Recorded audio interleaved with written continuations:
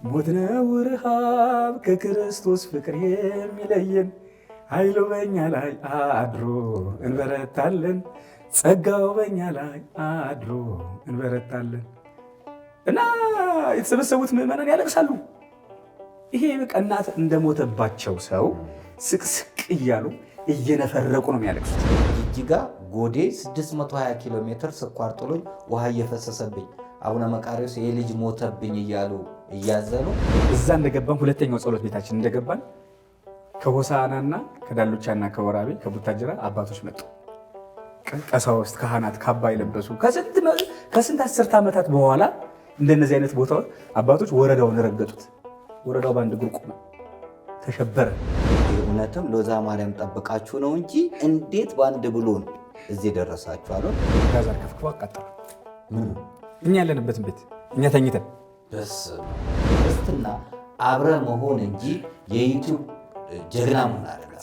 የፌስቡክ ጀግና የአውደ ምሕረት ጀግና አይደለም። እኛ ጅጅጋ 11 አገልጋይ ሄደን ብሎኛል። ጊዮርጊስ ቤተክርስቲያን ነበረ። ቤተክርስቲያኑን አቃጥለው ካህኑን አርደው መዘጋጃ ቤት ሰርተውበታል። ክርስቲያኖች በሙሉ ሰልመዋል። የክርስቲያኖች መቃብር ስቲል አለ እና እዚህ ቦታ ላይ አንድ አባወራ የለም፣ ክርስቲያንም የለም። በቀን እኮ ነው አላሁ አክበር እየተባለ ቤተክርስቲያን የተቃጠለው። በቀን በጠራራ ብቻዬን ነኝ ጅብል ብለኝ እንዴት ተረፍኩ? እነሱ ገለዋል ጥለው ሙሉ ሄዱ ነው አዳንሽ። ኦርቶዶክስ መሬት ስትለኝ ደመና ከሰማይ እስከ ምድር ተተክለዋል። እነሱ መሬቱን ሲቀበሉ ያን ያዘች ቦታ ሎዛ ማርያምን ይኸውልህ አድጌ ድርጅት ቢኖረኝ ተቋም ቢኖረኝ ያለኝን ነገር ሁሉ በአንቺ ላይ ነው የምሰየመው ብያታለሁ። ራሳቸው ይሰዋቷል እንጂ ይሄን ነው የሚያደርጉት። እና ያው የሃይማኖት አገር አይደለ፣ ህዝቡ የዋህ ህዝብ አይደል። መከራው የመጣው ከዛ ታዲያ መከራው ፈተናው ስለማይጠፋ ነው እንጂ እዛ ቦታ በእርግጥ ጸጋ እግዚአብሔር ያለበት ቦታ ላይ ሁሌም ፈተና አለ። ገና ከሩቅ ስናያት እንደዚህ ነው የምናለቅሰው። ስትገባስ እንደዚህ ነው የምናለቅሰው። ስትገባስ ሎዝዬ ነው የሚለው ህዝቡ። በፍጹም ሌላ ነገር መስማት አይፈልግም። ሎዛ ሎዛ። እሷን የያዘ ሰው ተጥሎ አይጣልም፣ ተርቦ አይራብም፣ ተጠምቶ አይጣልም። ጎንደር አናቱ ላይ አዘዞ ሁነሽ ያለሁበት ሁኜ የምሳለምሽ የሎዛዋ ማርያም እናቴ አንቺ ነሽ። ሎዝዬ ሎዝዬ ይላሉ ልጆቿ። እልልታ ዝማሬ ይሞላል ደጆቿን። የክርስቶስ ሰላም ለሀገራችን፣ ቸርነቱ ለህዝባችን ይሁን። እንደምሰንብታችኋል። ይህ ደረጀ ዘወይንዬ ሚዲያ ነው። በሚዲያችን ሀገራዊ፣ ታሪካዊ፣ ሃይማኖታዊ፣ ባህላዊ፣ ወቅታዊ ጉዳዮችና ሌሎችም ይቀርባሉ። አብራችሁን በመሆናችሁ ታተርፋላችሁ። ለሌሎች በማካፈል ቤተሰባዊነትን ያጠናክሩ። መልካም ቆይታ ይሁንላችሁ። በስመ አብ ወወልድ ወመንፈስ ቅዱስ አሐዱ አምላክ አሜን። እንኳን አደረሳችሁ። ወርሃ አስተርእዮ ላይ ነው ያለነው። ዛሬ የደረጀ ዘወይንዬ ሚዲያ ተከታታዮች አንድ እንግዳ ይዘንላችሁ ቀርበናል። እንግዳችን ሰሞኑን በማህበራዊ ድህረ ገጽ መነጋገሪያ ሆኗል። ይህ እንግዳችን ደራሲ ነው፣ መምህር ነው፣ ኤቨንት ኦርጋናይዘር ነው። በብዙ መልኩ ቤተክርስቲያንን ሲያገለግል የቆየ እስራት ውስጥም የነበረ እንደኛው እንደውም ከኛ በበለጠ መልኩ ታስሮ የነበረ በአገልጋዮች መካከል ልዩነት ሲፈጠር እንድንወያይ ዝግ ስብሰባ እናድርግ የሚል ቲክቶከሮችና ዩቲዩበሮችን አሰብስቦ ከራሱ ወጪ አድርጎ ተነጋገሩ፣ ሚዲያ ላይ አንውጣ፣ በውስጥ እንጨርስ የሚል በፕሮግራሙ ላይ እኔ ራሴ ተገኝቼ እየታደምኩ ነው። ተወልዶ ያደገው ጎንደር ነው። የመጀመሪያ ዲግሪውን በመቀሌ ዩኒቨርሲቲ በኢትዮጵያ ቋንቋዎችና ስነ ጽሑፍ ቢኤ አግኝቷል።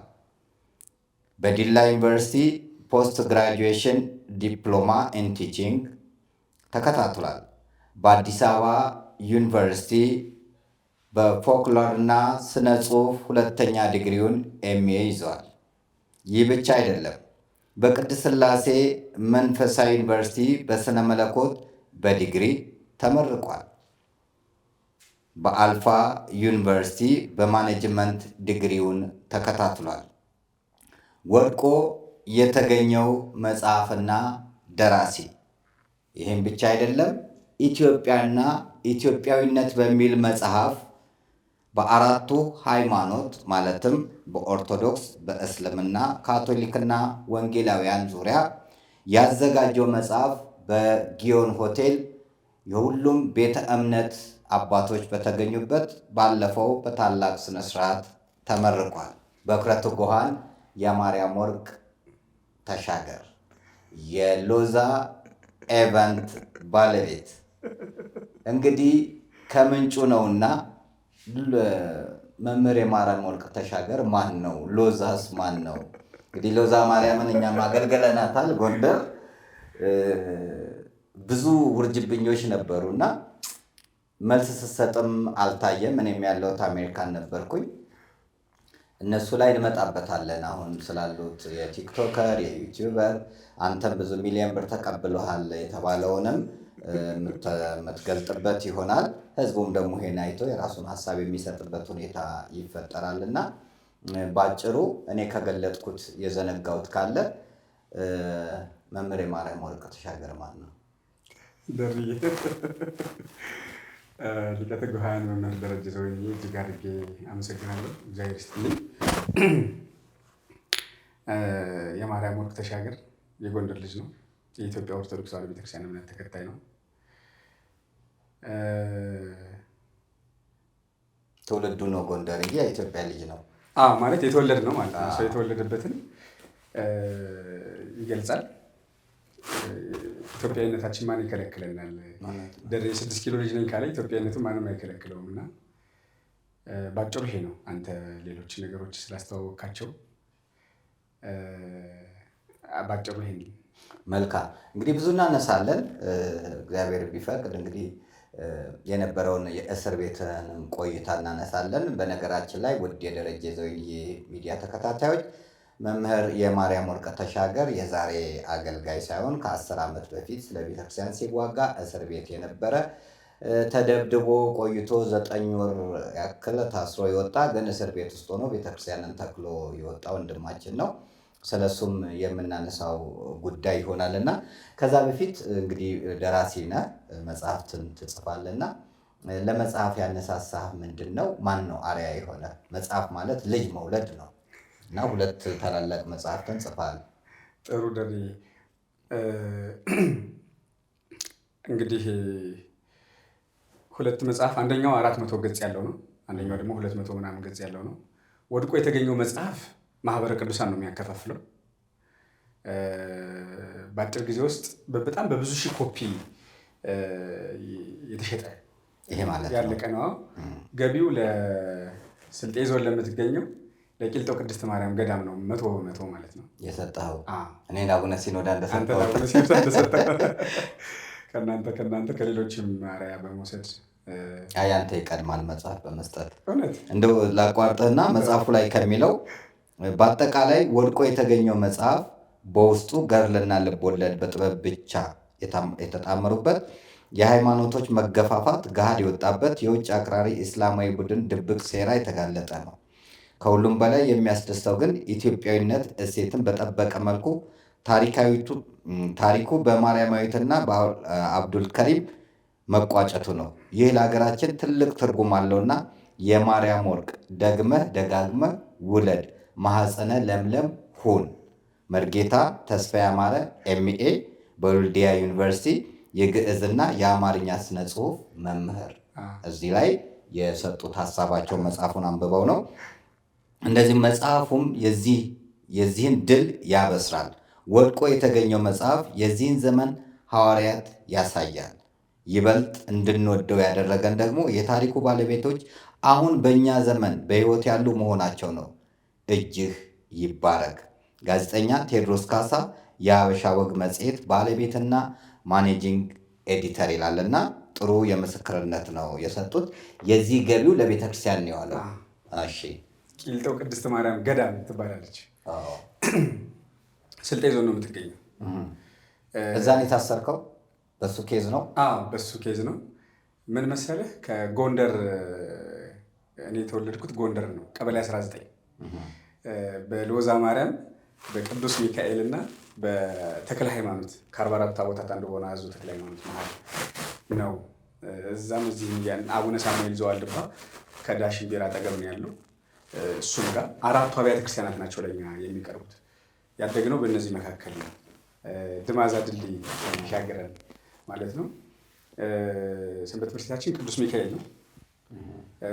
ዋሻ መጠለያ ጋሻችን ደግሞ መተከሻችን ደግሞ ብፁዕ ዶክተር አቡነ አረጋዊ ስለ እመቤታችን ፍቅር እንዲገባን ያደረጉት ያስተማሩ ደግሞ ሎዛ ማርያም ነው። ሎዛ ማርያም ደግሞ እንሄዳለን እንማራለን፣ ተክልዬም እንሄዳለን እንማራለን። በጣም ደስ የሚል አስተዳደግ ያለን። በተለይ ለእመቤታችን በጣም ልዩ ፍቅር እንዲኖረን ያደረጉን በህይወት የሌሉት ብፁዕ ዶክተር አቡነ አረጋዊ ያኔ አባ ኃይለማርያም በቃ ስለ እመቤታችን አውርተው ተናግረው አስተምረው አይጠግቡም፣ በእንባ ነው።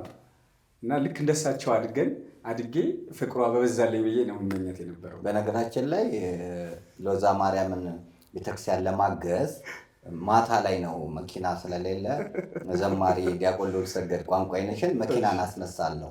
በጣም ቅን ነው ሉሌ። መኪናውን ክፍለ ሀገር እንደፈለገ ነው እና ያው ሲነዳ እብድ ነው። ከሉሌ ጋር መሄድ ያስፈራል፣ በጣም ይፈጥናል። እና እሱ አለ፣ ታታ ዘይካ የግጥምና ዜማ ደራሲ አለ፣ ሊቀ ዲያቆናት ነብዩ ሳሙኤል አለ፣ ልሳነ ክርስቶስ መምህር ጳውሎስ መልካስላሴ ሆነን ለመድረስ ነው እንግዲህ ሌሊት ተጉዘን ጠዋት ለመድረስ ብለን ስንሄድ ነው መንገድ ላይ መስመር እንቅልፍ መጥቶ መስመር ሳተ ሉሌ። ያው ድንጋይ ያዘንና ከአደጋ ተረፍን። ዓመተ ምህረቱን ታስታውሳለህ? አናስታውሰውም። ከዛ እንግዲህ ያኔ ሌሊት መሄድ ይቻል ነበር፣ እንዳሁኑ በቀንም አሁን ከባድ ነው። ከዛ እየሄድን አባይ ላይ ከሌሊቱ 5 ሰዓት ነበርን። ከዛ እየሄድን ባህር ዳር ስንደርስ አንድ ቦታ አንድ ጓደኛ ቤት ስናርፍ በአንድ ብሎን ያለ ነው እና መካኒኮ በጣም ደነገጠ። ይህ እውነትም ሎዛ ማርያም ጠብቃችሁ ነው እንጂ እንዴት በአንድ ብሎን እዚህ ደረሳችሁ አሉን። ከዛ ሎዛ አገልግለን መጣንና የሎዛ ፍቅር የሚጠፋ አይደለም። ቀጥል። ነግረውኛል ያኔ ይመስለኛል ነግረኛል ደሬ ያኔ አሁን የቅድስት ሥላሴ መንፈሳዊ ዩኒቨርሲቲ የተማሪዎች ድን ሆኗል። አስተዳዳሪ አባ ገብረ መስቀል ካቴድራሉን በመሪነት በአስተዳዳሪነት ያሰሩት አባ ገብረ መስቀል ናቸው። ያኔ ሄዳችሁት? ወይንዬ የምንገባ ነበር። ስንመጣ ሎዛ ማርያም ገብተን እናድር ነበር። ፍቅር የሆነ ቦታ ነው በጣም። ሎሌም አንድ ጊዜ ልክ እንዳንተ ኢንተርቪው ሲያደርገኝ ነግሮኛል። አይገርምም?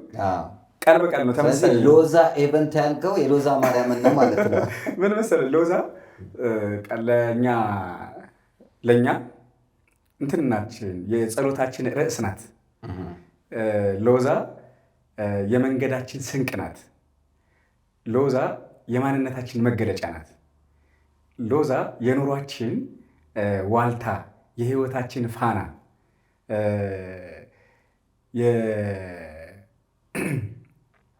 የክብራችን መታያ ጌጥ ናትና ስንምል ሎዛን ነው የምንለው። በነገራችን ላይ እዛ ሄደህ ወጣቱ የሚምለው ማርያምን አይደለም የሚለው ሎዛን ነው የሚለው። ልክ እዚህ ሀናን እንደሚሉት ማለት ነው። እና ሎዛ የቦታ ስም እኮ ነው አይደል? ደብረ ሰላም ሎዛ ማርያም ነው የምትባለው። እና አሳጥረው ሲጠሯት ሎዝዬን ነው የሚሉት። እና ሎዛ ማርያም ጥር 20 ነው የምትወጣው፣ ጥር 21 ነው የምትገባው። እና የጎንደር ጥምቀት ታቦታት ማካተቻ ናት፣ ማጠናቀቂያ ናት። እና ከአሜሪካ፣ ከአውሮፓ፣ ከመካከለኛው ምስራቅ የተወለደባትም ያልተወለደባትም ዝናዋን ሰምቶ ህዝብና አሕዛብ ግልብጥ ብሎ ነው የሚመጣው ሎዛ። እና በቃ መጠናቀቂያ ሲሆን አሁን የመቁረጫ ልጅ እንዴት ነው አይደል የምትሳሳለት? መጠናቀቂያ ሲሆን ሰው ሁሉ በቃ በስስት ነው በ18 ጊዮርጊስን አውጥቶ ሎዝዬ ልትወጣ ነው የሚልህ። እና እኛ ያደግነው ሎዝዬ ልትወጣ እኮ ነው፣ ሎዝዬ አንድ ቀን ቀራት፣ የካህናት እራትን ለምን ብለን ያደግነው። እና ሩቅ ነው የምትታየው ከከተማው ትንሽ የ15 ደቂቃ ወጣ ትላለች። ተራራ ላይ ነው ያለችው። ልክ በነገስታት ይሄ በወታደር የተከበበ ንጉስ አይተጣቀላል። አረንጓዴ ዩኒፎርም በለበሰ ጽዶቿ፣ ዝግባው፣ ጽዱ ባህር ዛፉ ከቧት ገና ጎንደር ቴዎድሮስ አውሮፕላን ማረፊያ ስትደርስ ከአውሮፕላኑ እንደወረድክ የምታያት ሎዛ ነው። ተራራው አናት ላይ ጎንደር አናቱ ላይ አዘዞ ሁነሽ ያለሁበት ሁኜ የምሳለምሽ የሎዛ ማርያም እናቴ አንቺ ነሽ ሎዝዬ ሎዝዬ ይላሉ ልጆቿ፣ እልልታ ዝማሬ ይሞላል ደጆቿ። ይህንን ግጥም ለዘማሪ በሱ ፈቃድ አንዳርጋቸው ሰጥቸው ዘማሪ አሸናፊ ገብረ ማርያም ዜማውን ጽፎት በ48 ሰዓት መዝሙር ሆኖ የዛሬ ዓመት ለሎዛ ማርያም ተለቆላታል እና ዩቲዩብ ላይ ያለ ሎዛ ማርያም የሚል። በነገራችን ላይ ፈጣንም ናት። እኔ አንድ ገጠመኝ ልንገርህ።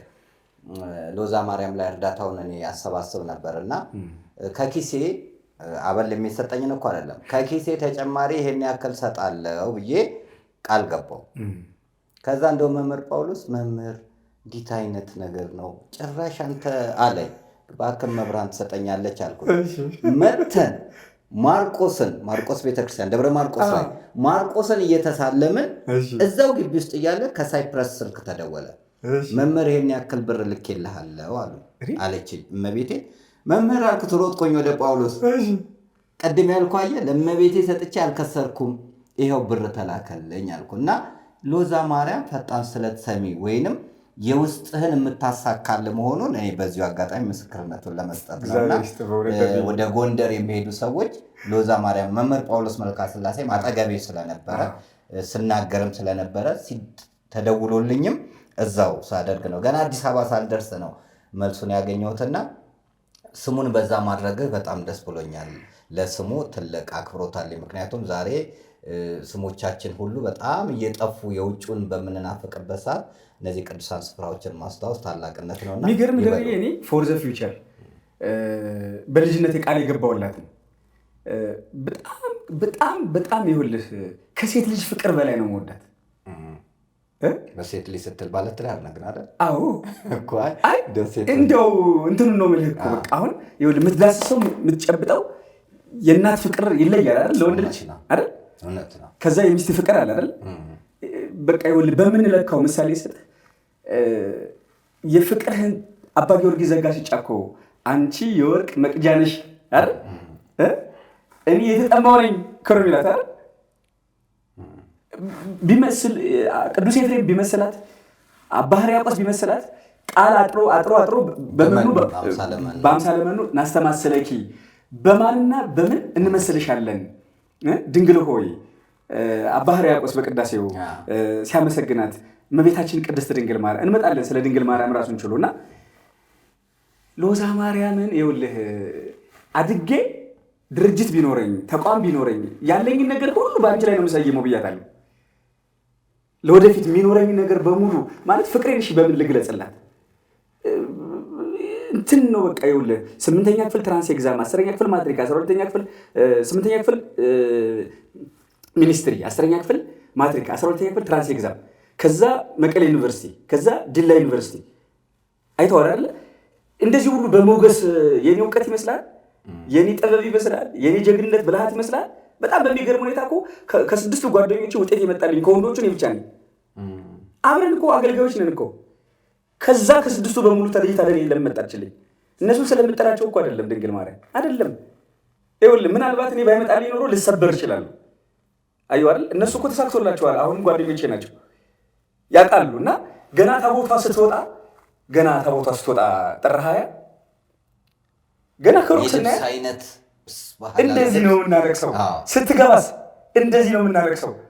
ስትገባስ ሎዝዬ ነው የሚለው ህዝቡ። በፍጹም ሌላ ነገር መስማት አይፈልግም። ሎዛ እና ለቅሶ ድሮ ጥይት ተኩስ ነው ለደስታ ገጠር ይተኮሳል እንደምታውቀው። ሎዛ ደግሞ ከገጠርና ከከተማው ጫፍ ላይ ስለሆነ ያለችው የገጠሩ ማህበረሰብ ግልብጡ ላይ ይመጣል። አሁን ርችት ነው የሚተኮሰው እና ጥር 20 ስትወጣ ሎዛ እያት ዝም ብለህ ደር 21 ስትገባ ሎዛ በህይወት ዘመን ሎዛ ማርያምን ቤተክርስቲያን ሳትሳለም ክርስቲያን ኮክ መሞት የለብም። በረከቷ ልዩ ነው። አንተ መሰከርክላት እኮ እዛኛ ደግሞ ልጆቿ ደግሞ ያሳደገችን ደግሞ ምስክሮቿ ነን። ሎዛ ማርያም ብፁዕ ዶክተር አቡነ አረጋዊ እኮ ሎዛ ማርያም እያገለገሉ ነው ያደጉት። ቤታቸው 300 ሜትር 400 ሜትር ርቀት ላይ ነው ያሉት። እንደውም አንድ ሰሞን ትግራዋይ መሆን እኮ ኃጢአት እኮ አይደለም ማለት ግን ሊጠሏቸው ሲፈልጉ እንዳይሾሙ ሲፈልጉ እረሳቸው እኮ የህወሓት ተላላኪ ናቸው ትግራዋይ ናቸው ምናምን ብሎ ዘምተውባቸው ነበር። ካስታወስክ የሹመታቸው ሰዓት ላይ በፍጹም አይደሉም። ከኔ እናት ጋር ነው ሃይስኩል የተማሩት። እኛ ደግሞ ልጅ እያለን እኔ የ4 ዓመት የ5 ዓመት የ6 ዓመት ልጅ ሆኜ በደንብ ነው ማስታወሳቸው። በተለይ ማርያም የልብን ሐዘን ታቀላለች እያሉ ሲዘምሩ፣ ማርያም ፊደል ናት እያሉ ሲዘምሩ፣ ለእኛ የሚያስተምሩበት መንገድ፣ ንጽህናቸው፣ አረማመዳቸው፣ ድምፃቸው ሲቀድሱ ሲያስተምሩ እና ሎዛ እሳቸውን የመሰሉ አባት የሰጠች በጣም የብዙዎችን ጸሎት ሰሚ ናትና ሆኖልኝ ለሎዝዬ እልፍ አላፍ ነገር ባደርግላት እንዴ ጥር በሎዛ ኢቨንት አስተባባሪነት ኦልሞስት ሞልቶ ነው እንጂ ለብዙዎቹ ስፖንሰር ነው ነበር። ግን ገንዘብ አጠን ኦልሞስት ከቅርብ ወዳጆቻችን ጭምር እባካችሁ ለኔ እንደሰጣችሁ ይቆጠሩት ብለን ከራሳችንም ጨምረን ኦልሞስት 28 ሰው በአንድ አውሮፕላን ጭነን እንሄዳለን። 28 ሰው መምህራንን፣ ዘማሪያንን፣ መሳሪያ ተጫዋቾችን፣ አርቲስቶችን፣ ቲክቶከሮችን፣ ዩቲዩበሮችን፣ አገልጋዮች ከዩቲዩበር እንኳን እስካሁን ያስኩት የለም። ቢኮዝ ዩቲዩበር እንትኑ ብዙ ነው፣ ክሩ ብዙ ነው እና አልቻልኩትም እና ምንድን ነው ያልኳቸው ወዳጆቼ የሆናችሁ ዩቲዩበሮች ራሳችሁን ዋጭ ሸፍናችሁ ኑ፣ ምትወድኝ ከሆነ ኑ። ሲንግል ለሆነ ሰው ግን ለምሳሌ ቲክቶከር አንድ ሰው ነው፣ ዘማሪ አንድ ሰው ነው፣ መሳሪያ ተጫዋች አንድ ሰው ነው። ለእነሱ ግን እሸፍናለሁ። አምና ለ18 ሰው ሸፍነናል።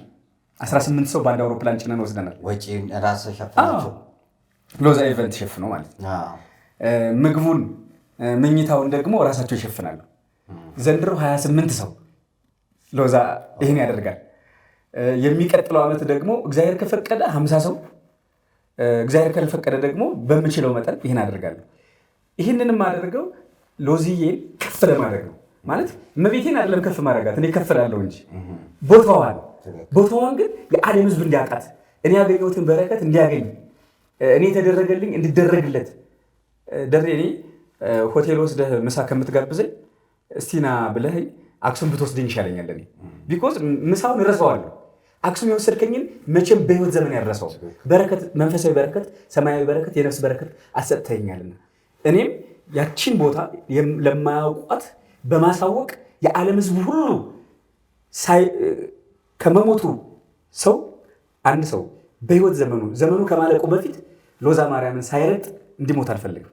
ሎዛ ማርያም እንዲሳለም እፈልጋለሁ። ያንን በማድረጉ ምንድን ነው የሚገኘው ጥቅም ካልከኝ፣ ሰዎቹ በረከት ያገኙበታል፣ ይናገራሉ፣ ትሰማለች። ጸበሏ ፈዋሽ ነው። የኪዳነ ምሕረት ጸበል ብታየው፣ ከጀርባዋ ያለው ጸበል ብታየው፣ ተራራ ላይ ያለችው ድባቡ። ሰሞኑን መጋቢ ሃይማኖት መምህር ምትኩ አበራ፣ ዘማሪ አሸናፊ ገብረ ማርያም፣ አዜብ ከበደን የአሁኑ የዳራ አንድ ይዣቸው ይዤ ነበር። ምን ብለው እንደጻፉ አይታል? ፌስቡካቸው ላይ ተመልከቱ። እንዴት እንደተደመሙ በሎዛ ውበት፣ በሎዛ ግርማ ሞገስ፣ በሎዛ ጌጥ፣ በሎዛ ኒሻን፣ በሎዛ የጣኗ መዓዛ፣ በሎዛ ጸበል፣ በሎዛ ማርያም ህዝብ የእንግዳ አቀባበል፣ በምዕመኑ ብዛት፣ በቦታው መረጋጋት፣ በቦታው ሰላም። እምባህ እዚህ ጉንጭ ላይ ሳይደርስ ገና እዚህ ላይ ያለች ነው። ከአይን መቅጸብት ከንፋስ በፈጠነ ፍጥነት የምትሰማ በጣም ጸሎት ሰሚናል። በጣም የተረጋጋ ቦታ ነው። እንደውም ዘማሪት አዜብ ከበደ ምን ብላኛለች? የማርያም እዚህ ቦታ ላይ ሱባኤ መያዝ ይፈልጋል። አሁን እኔ እንደዚህ መሆኑ ተደርጎልኝ ነው። ደርዬ ያም ሁሉ ዘመን የልጅነት ዘመን አሻግራ ዛሬ ከመከራው የምትጋረድ በሞገስ ከፍ የምታደርግ ሎዛ ማርያም ናትና ያው በሷ ስም ነው። በጣም ጥሩ ነው። እኔም ምስክር መሆኑ ያው አስተሬውንም ተገኝቼ ስለነበረ በተለይ ባህላዊ አለባበስ የአይነት የሚታይበት ህዝቡ ደግሞ ጥምቀትም ጎንደር በጣም የሚከበርበት እና ደስ የሚለው ጥምቀት ጎንደር ላይ ሌሎች ዝግጅቶች እንዲኖሩ እንኳን አይፈልጉም።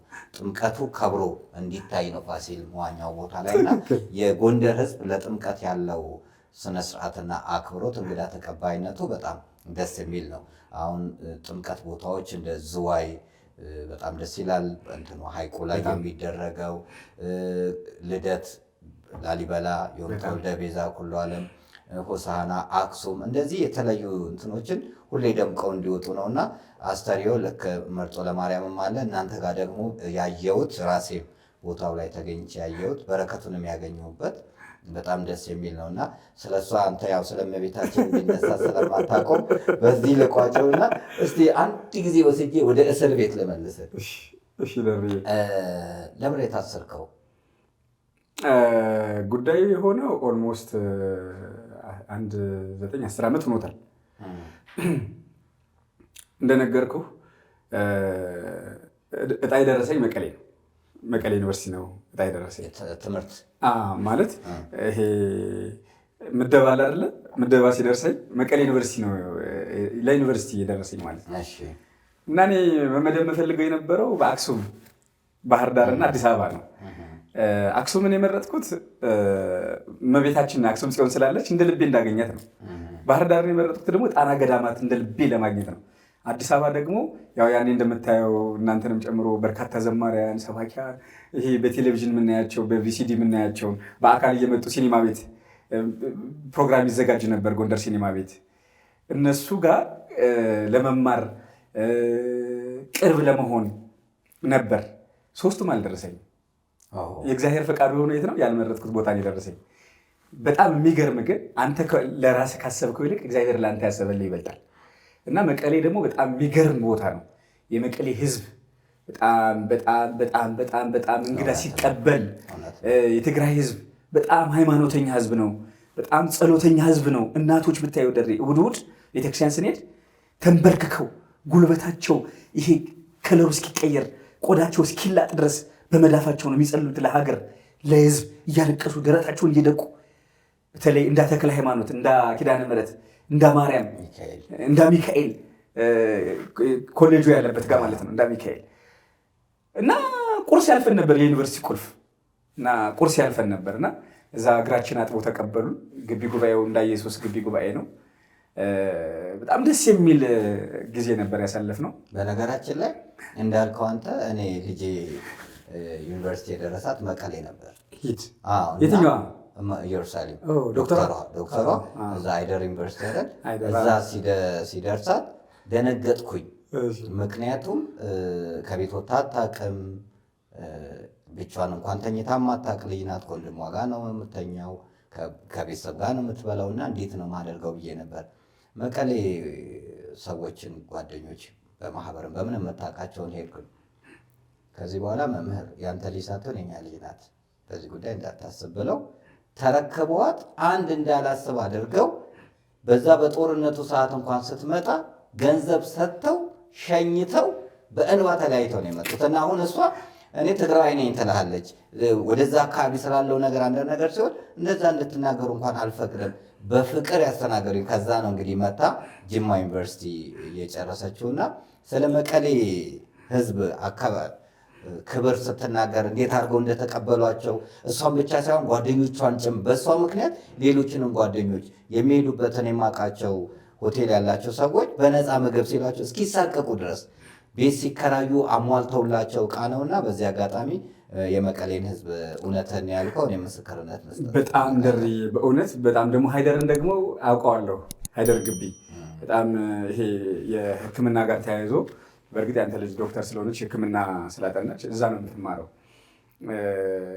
በአጠቃላይ ከዚህ ከአዲ ሀውሲ ጀምረህ እስከ ላይ ኩያ ጀምረህ በጣም የሚገርም ህዝብ ነው። በጣም በተለይ ለእንግዳ ነው የምነግርህ። በተለይ ለእንግዳ አጥር የሆነ ህዝብ ነው የመቀሌ ህዝብ፣ የትግራይ ህዝብ። እንግዳ መሆንን ካወቁ በፍጹም ማንም ሰው እንዲነካ ራሳቸው ይሰዋቷል እንጂ ይሄን ነው የሚያደርጉት። እና ያው የሃይማኖት አገር አይደለ ህዝቡ፣ የዋህ ህዝብ አይደል?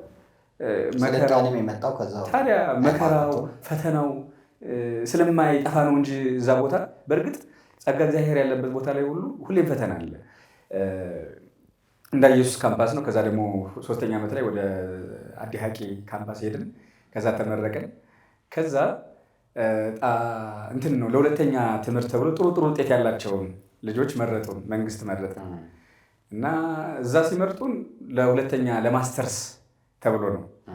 ቦታው ላይ ስንደርስ ግን ማስተርስ አይደለም፣ ማስተርስ ዲፕሎማ ነው። ወይም ደግሞ ከማስተርስ በታች ከዲግሪ በላይ ፖስት ግራጁዌት ዲፕሎማ ኢን ቲቺንግ ዲላ ዩኒቨርሲቲ ደረሰን ማለት ነው። እና በልቤ ውስጥ ምን ነበር መሰለህ ደሬ፣ ጎንደር የተማርኩትን ትምህርት ያነበብኩትን ቃለ እግዚአብሔር ምንድነው ማድረግ ይበላኛል። ቢኮዝ መቀሌ ዩኒቨርሲቲ እንዳ ኢየሱስ ግቢ ጉባኤ የሆነ ኮሚቴ ውስጥ እሰራ ነበር። ትምህርትና ምናምን ክፍል ውስጥ አንድ ንዑስ ክፍል አለ። የዛ ኃላፊ ነበረው ግቢ ጉባኤው ጋር ማለት ነው። ከዛ ውጭ ግን አውደ መድረክ ላይ ወጥቼ አስተምሬም አላውቅም።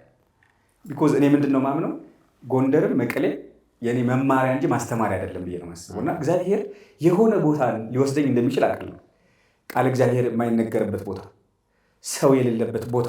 እኔ ሰው የሌለበት ቦታ ማለት ክርስቲያኖች ኑረው ሰዎች ኑረው ግን ክርስትና የሌለበት ያልተስፋፋበት ቦታ እና እዛ ቦታ ሂጄ ፋይት ማድረግ ነው የምፈልገው። አገር ውስጥ ሊሆን ይችላል፣ ውጭ ሀገር ሊሆን ይችላል። ፋይት ማድረግ ነው የተማርኩትን መተግበር፣ መኖር፣ ማስተማር ነው የምፈልገው እና ይህንን ጊዜ በትዕግስት ጠብቀው ነበር።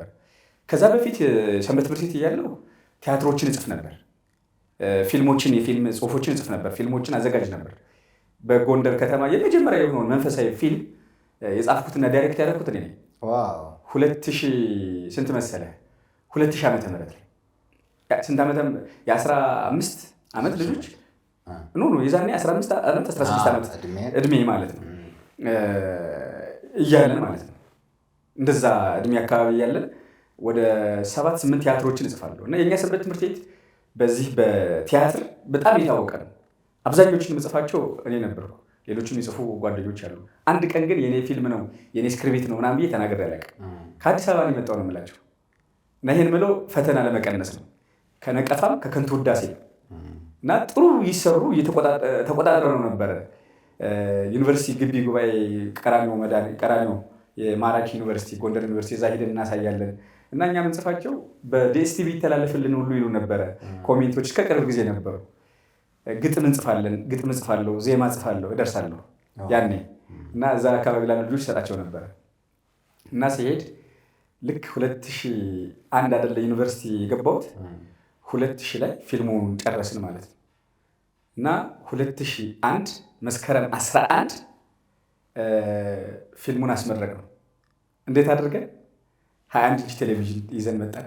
ሰንበት ትምህርት ቤቱ አዳራሽ እዛ ቪኤችኤስ ካሴት ነበረ። ዲያቆን ኢንጂነር አብርሃም ይባላል የመድኃኔዓለም ሰንበት ተማሪ የነበረ ነው። እሱን ኤዲቲንጉን የሰራው፣ ሌላውን ቀረጻውን ደግሞ እዛ አካባቢ ያሉ ልጆች ነው የሰሩት።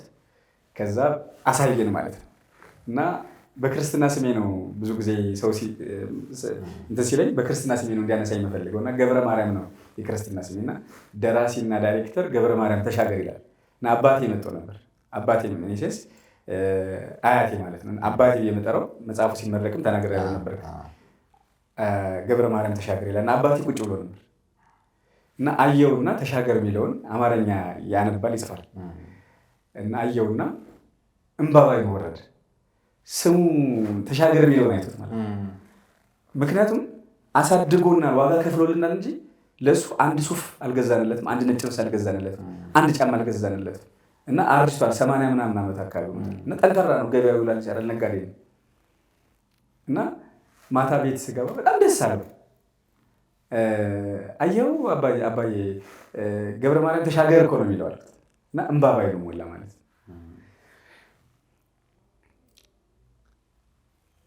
ህልሜ የተማርኩትን ይህን ማድረግ ነው።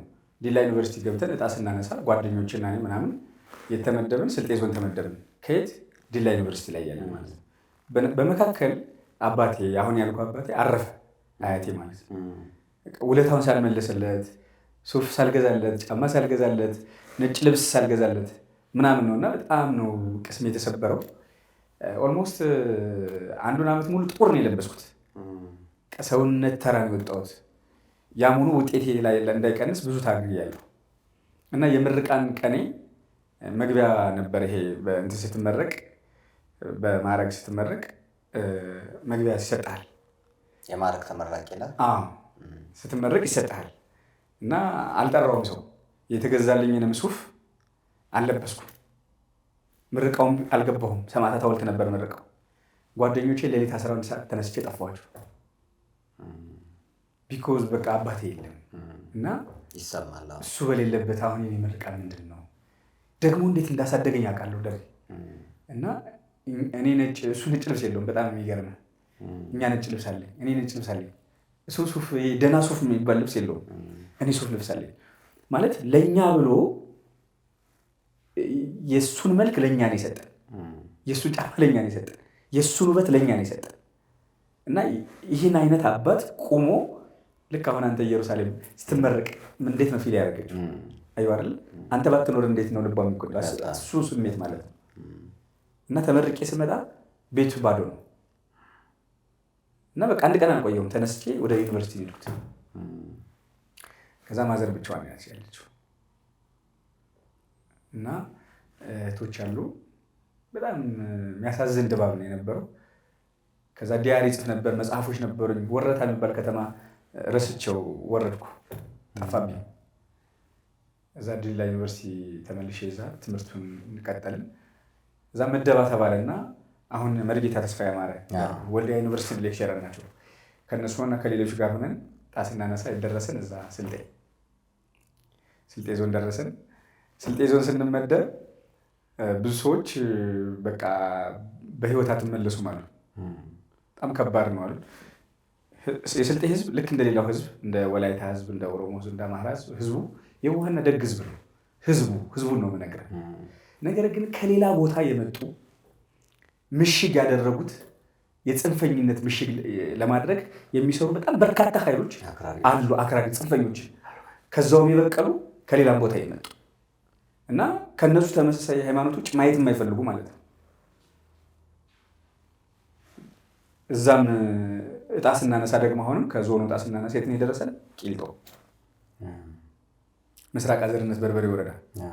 በጣም የሚገርም ህዝብ ነው ደሬ። በጣም የሚገርም በመምህርነት ማለት መጀመሪያ ምንድን ነው ሪሰርች ስሩ ነው ያሉ። ጸብ እዛ ዲላ ዩኒቨርሲቲ ጸብ ተፈጥሮ ነበር። ለማስተርስ ብላችሁ አመጣችሁን እንዴት እንደዚህ ታደርጋላችሁ በሚል ማለት ነው። ፋይናሊ ግን አማራጭ ስለነበረን ቢያባሩን መመለሻ እንኳን ትራንስፖርት የለም። እሺ ብለን ተቀበለን እና በቃ በፒጂዲቲው ተስማማን ማለት ነው።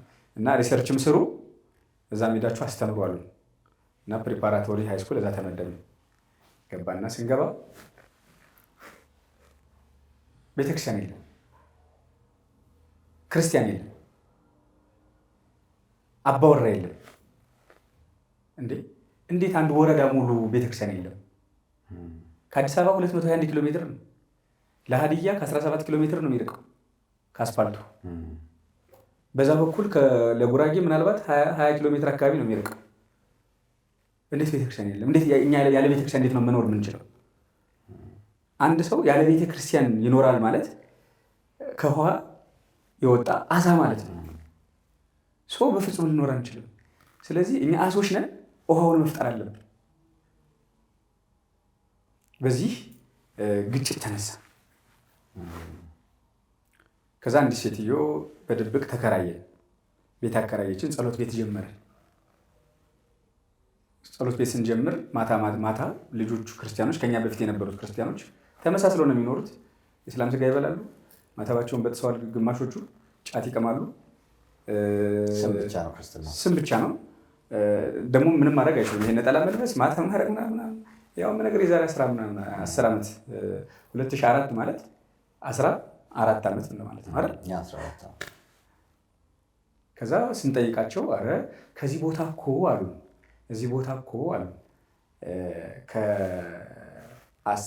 ከበርካታ ዓመታት በፊት ከ40 ከ50 ዓመት እንደዚህ አካባቢ 60 ዓመት በፊት ቤተክርስቲያን ነበር። ቤተክርስቲያኑ አሁን አጫሞ ነው ያለው፣ ሀዲያ ማለት ነው። ታቦቱ ጊዮርጊስ ቤተክርስቲያን ነበረ። ቤተክርስቲያኑን አቃጥለው ካህኑን አርደው መዘጋጃ ቤት ሰርተውበታል። ክርስቲያኖች በሙሉ ሰልመዋል። የክርስቲያኖች መቃብር ስቲል አለ እና እዚህ ቦታ ላይ አንድ አባወራ የለም፣ ክርስቲያንም የለም፣ ክርስትናም የለም። እናንተም ኦቨራክት ካደረጋችሁ ሃይማኖት እንስፋፋለን የምትሉ ከሆነ አንገቷችሁ ነው የሚቆርጡላችሁ። እኛም ቀን እስኪያልፍ ብለን ነው አንገታችን ደፍተን እስላም ስጋ እየበላ ጫት እየቃምን ተመሳስለን የምንኖረው። መዝሙርም ሰምተን አናውቅም፣ ስብከትም የለም፣ ካህንም አይተን አናውቅም። አንዳንዱም ሙስሊም አግብቶ ይኖራል፣ መጤው የመንግስት ሰራተኛው ማለት ነው። እና ይሄ ነው አሉ። እንደዛ ከሆነ በቃ ጦርነቱ ተጀመረው። ቢኮዝ እግዚአብሔር ደግሞ ዳንኤል ክብረት ያኔ አንድ ቦታ ላይ ምን ብሎ አስተምሯል መሰለህ? አስታውሳለሁ። እና ሰማያዊ እግዚአብሔር ማለት ሰውን በደግ ዘመን ያደረገውን ደጉን ነገር መናገር ተገቢ ነው። ደሬ ስህተቱን ድክመቱን በድክመት በጎውን በበጎ ነገር ነው። ነገ ደሬ ስትወድቅ ደሬን 100% ዲያብሎስ አድርገህ መሳል አትችልም። ምን ይላል? ሰማያዊ እግዚአብሔር ለሰማያዊ ዓላማ ሲመድባ ትምህርት ሚኒስቴር ምድራዊ ትምህርት ሚኒስቴር ለምድራዊ ዓላማ ሲመድባችሁ ሰማያዊ እግዚአብሔር ደግሞ ለሰማያዊ ዓላማ መድቧችኋል ይላል እና በሄዳችሁበት ሁሉ ምድራዊው ተቋምና ግለሰብ የመደባችሁን ኃላፊነት ብቻ ሳይሆን መወጣት ያለባችሁ እግዚአብሔር እዛ ቦታ ላይ ለምን እንደላካችሁ አውቃችሁ በሄዳችሁበት ሁሉ የእግዚአብሔርን ሀሳብ ፈጽሙ የሚል ትምህርት አለ። ይሄ አእምሮ ላይ ሲያባርግ ያለው ግቢ ጉባኤ ደግሞ ስንሽ ግቢ ጉባኤ ላይ ምርቃኑ ላይ ነው እንጂ ያልገባሁት የግቢ ጉባኤ ላይ ማተብ ሲደረግ በሄዳችሁበት ሁሉ እናንተ የክርስትና ዘር ናችሁ፣ ዘራችሁ እንዳይቀነጭር በሄዳችሁበት ሁሉ አፍሩ ተብለን ተመርቀን የተለየ ነው። እኔ እዛ ሄድኩት 1644 ብር ናት ደሞዝ፣ የዲግሪ ደሞዝ 1644 ብር በዓመት። የዓመት ደሞዝ ስንት ማለት መሰለች? 20 ሺህ ብር ወር 18 ሺህ ብር ምናምን አካባቢ።